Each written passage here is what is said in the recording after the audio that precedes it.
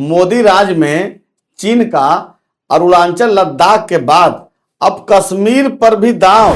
क्या राष्ट्रवाद की आड़ में मोदी सरकार भूभाग की सौदेबाजी कर रही है? भारत के दिल पर चीन दे रहा गंभीर घाव। विदेश मंत्रालय के बयान के बावजूद चीन बोला निर्माण नहीं रुकेगा। और मोदी जी फर्जी राष्ट्रवाद पर चिल्लाते रहते हैं हाव हाव। गलवान के बाद भी मोदी सरकार मौन। संसद में अखंड भारत का प्रस्ताव भी ठंडे बस्ते में। चीनी संघी भाई भाई मोदी सरकार की निचताई। चीन ने कश्मीर के सक्सगाम घाटी पर अपना खुला दावा ठोक दिया। ये कुछ भी हो सकता है क्योंकि ये देश बेचवा सरकार है और देश बेचवा प्रधान सेवक। इनका क्या है जी, ये तो झोला उठा के चल जाएंगे सब बर्बाद करके। गलवान की झड़प के बाद सरकार ने यह भी कहा था कि स्थिति नियंत्रण में है। चीन लगातार हमारी जमीन पर आगे बढ़ रहा है। सवाल यह नहीं है कि चीन क्या कह रहा है, सवाल यह है कि बात बात पर सेखी बघारने वाले, त्रिशूल डमरू लेकर नाटक करने वाले महामानव मोदी जी क्या कह रहे हैं। क्या आर्थिक निर्भरता, अंतर्राष्ट्रीय दबाव और राजनीतिक समझौते भारत को अपने ही भूभाग पर समझौता करने के लिए मजबूर कर रहे हैं? क्या जनता से छिपाकर कोई डील हो रही है जिसकी कीमत आने वाली पीढ़ियों को चुकानी पड़ेगी?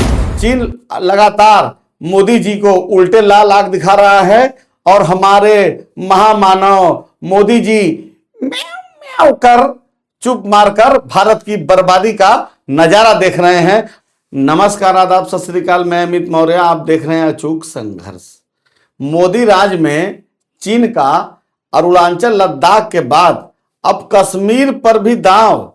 भारत के दिल पर चीन दे रहा गंभीर घाव। और मोदी जी फर्जी राष्ट्रवाद पर चिल्लाते रहते हैं हाव हाव। भाजपा चीनी बैठक के तुरंत बाद सक्सगाम घाटी पर चीन का दावा। क्या राष्ट्रवाद की आड़ में मोदी सरकार भूभाग की सौदेबाजी कर रही है? भाजपा, आरएसएस और चीनी कम्युनिस्ट पार्टी की बैठक उसी दिन कश्मीर पर चीन का दावा। 1963 के पाकिस्तान चीन समझौते की आड़ में भारत के 5180 वर्ग किलोमीटर क्षेत्र पर कब्जे की कोशिश कर रहा। विदेश मंत्रालय के बयान के बावजूद चीन बोला निर्माण नहीं रुकेगा। सियाचिन के ठीक उत्तर में चीनी मौजूदगी भारतीय सेना की सुरक्षा पर सीधे खतरा। गलवान के बाद भी मोदी सरकार मौन। संसद में अखंड भारत का प्रस्ताव भी ठंडे बस्ते में।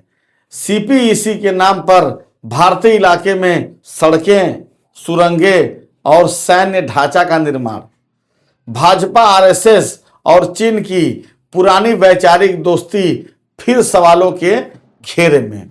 क्या चीन से डरकर कश्मीर, लद्दाख और अरुणाचल पर कोई गुप्त डील चल रही है? जिस राष्ट्रवाद को हमारे महामानव श्री श्री 1008 झूठा द महाराज नरेंद्र मोदी ने बीते एक दशक में अपनी सबसे बड़ी राजनीतिक पूंजी के रूप में देश की भोली भाली जनता को बेचा, उसी राष्ट्रवाद की जमीन आज चीन के दावों के नीचे खिसकती दिख रही है। अरुणाचल प्रदेश को दक्षिण तिब्बत बताने और लद्दाख के हजारों वर्ग किलोमीटर के इलाके में घुसपैठ के बाद अब चीन ने कश्मीर के सक्सगाम घाटी पर अपना खुला दावा ठोक दिया। संयोग नहीं बल्कि गंभीर राजनीति का संकेत है। यह दावा ठीक उसी दिन सामने आया जब दिल्ली में चीनी कम्युनिस्ट पार्टी के प्रतिनिधियों ने भाजपा और आरएसएस के प्रतिनिधियों के साथ बंद कमरे में बैठक की। एक नया नारा गढ़ा गया, चीनी संघी भाई भाई मोदी सरकार की निचताई। 9 जनवरी को भारतीय विदेश मंत्रालय ने साफ कहा था सक्सगाम घाटी भारत का अभिन्न हिस्सा है और 1963 में चीन पाकिस्तान के बीच हुआ समझौता भारत की नजर में पूरी तरह अवैध है। लेकिन महज 3 दिन बाद 12 जनवरी को चीनी विदेश मंत्रालय की प्रवक्ता माओ निंग ने पूरी बेशर्मी से कहा कि सक्सगाम घाटी चीन और पाकिस्तान के बीच हुए समझौते के तहत चीन का इलाका है और वहां चल रहा निर्माण किसी भी कीमत पर नहीं रोका जाएगा। यह वही सक्सगाम घाटी है जो सामरिक रूप से दुनिया के सबसे संवेदनशील रण क्षेत्र सियाचिन के ठीक उत्तर में स्थित है। यहाँ चीन की मौजूदगी का मतलब है भारतीय सेना की गर्दन पर सीधी तलवार। बावजूद इसके नरेंद्र मोदी की राष्ट्रवादी सरकार की तरफ से न ही कोई सख्त प्रतिक्रिया आई और न ही संसद के भीतर वैसा आक्रोश दिखा जैसा अखंड भारत के नारों के वक्त दिखाया जाता रहा है। सवाल इसलिए भी गंभीर है क्योंकि 2019 में संसद के भीतर अक्साई चीन और पाक अधिकृत कश्मीर को वापस लेने का प्रस्ताव पारित करने वाली मोदी सरकार आज चीन के एक एक दावे पर खामोश क्यों है? गलवान में 20 भारतीय जवानों की शहादत के बाद भी लद्दाख के करीब 4000 वर्ग किलोमीटर में भारतीय सेना की गश्त अब तक बहाल क्यों नहीं हो पाई? मोदी जी कुछ बोलेंगे? अब तो गुम हो जाते हैं सवाल पूछने पर। और अब सक्सगाम घाटी में खुले निर्माण के बावजूद मोदी सरकार सिर्फ बयानबाजी तक सिमट गई है। भाजपा और आरएसएस की चीनी कम्युनिस्ट पार्टी के साथ बैठक इस पूरे घटनाक्रम को और भी संदिग्ध बना देती है। यह बैठक कोई राजनयिक वार्ता नहीं थी बल्कि सत्ताधारी वैचारिक संगठनों के बीच संवाद था जिसमें पहली बार आरएसएस की औपचारिक मौजूदगी दर्ज की गई। बैठक के कुछ ही घंटों के बाद चीन का कश्मीर पर दावा सामने आना इस बात को जन्म देता है यह सिर्फ संयोग नहीं है बल्कि किसी गहरी राजनीति समझ का संकेत तो नहीं। देश के भीतर राष्ट्रवाद की सबसे ऊंची झूठी आवाज बुलंद करने वाले नरेंद्र मोदी की इस चुप्पी ने सवाल खड़े कर दिए। क्या चीन से टकराने का साहस साहब में नहीं बचा है या आर्थिक निर्भरता, व्यापार घाटा और अंतर्राष्ट्रीय दबावों के चलते भारत अपने ही भूभाग को लेकर समझौतों की राह पर चल पड़ा है? या यह भी हो सकता है कि पीएम केयर फंड में चीन कहीं ढेर सारा रुपया तो नहीं दे रहा है? यह कुछ भी हो सकता है क्योंकि ये देश बेचवा सरकार है और देश बेचवा प्रधान सेवक। इनका क्या है जी, ये तो झोला उठा के चल जाएंगे सब बर्बाद करके। चीन का सक्सगाम घाटी पर दावा महज एक कूटनीतिक बयान नहीं है, यह भारत की संप्रभुता पर सीधे सीधे हमला है।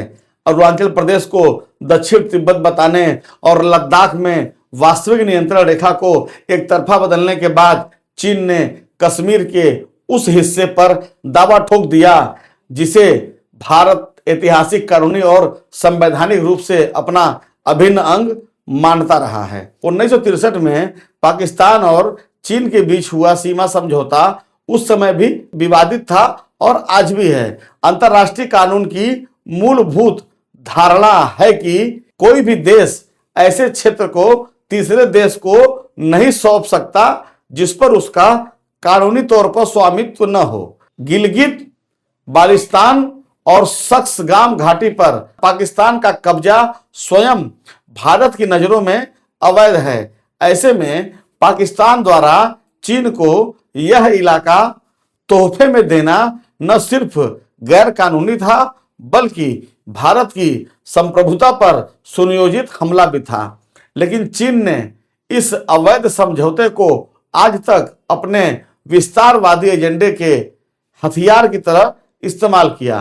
पहले अक्साई चीन, फिर लद्दाख में वास्तविक नियंत्रण रेखा का अतिक्रमण, उसके बाद अरुणाचल पर नाम बदलने की कवायद और अब कश्मीर, यह सब किसी आकस्मिक कूटनीति का हिस्सा नहीं बल्कि सलामी स्लाइसिंग रणनीति का खुला उदाहरण है। भारतीय विदेश मंत्रालय ने 9 जनवरी को जरूर यह कहा कि सक्सगाम घाटी भारत का हिस्सा है और सीपीईसी अवैध है, लेकिन सवाल यह है कि इन बयानों के बाद जमीन पर क्या बदला। चीन ने 3 दिन के अंदर ही यह स्पष्ट कर दिया कि उसे भारत की आपत्ति से घंटा कोई फर्क नहीं पड़ता। यह पहली बार नहीं है जब भारत के कड़े शब्द चीन के ठंडे आत्मविश्वास के आगे बेअसर साबित हुए हो। गलवान की झड़प के बाद सरकार ने यह भी कहा था कि स्थिति नियंत्रण में है, लेकिन आज भी भारतीय सेना उस इलाके में गश्त नहीं कर पा रही है जहां पहले उसका नियमित अधिकार था। यही पैटर्न अब सक्सगाम घाटी में दोहराया जा रहा है। पहले चीन निर्माण करता है और फिर बयान देता है और मोदी सरकार कूटनीतिक विरोध दर्ज कराकर चुप हो जाती है। मोदी सरकार की राष्ट्रवाद बनाम वास्तविकता की हकीकत जानिए। सत्ता में आने से पहले और आने के बाद मोदी ने जिस राष्ट्रवाद को राजनीतिक हथियार बनाया, वह आज अपनी सबसे बड़ी अग्नि परीक्षा के दौर से गुजर रहा है।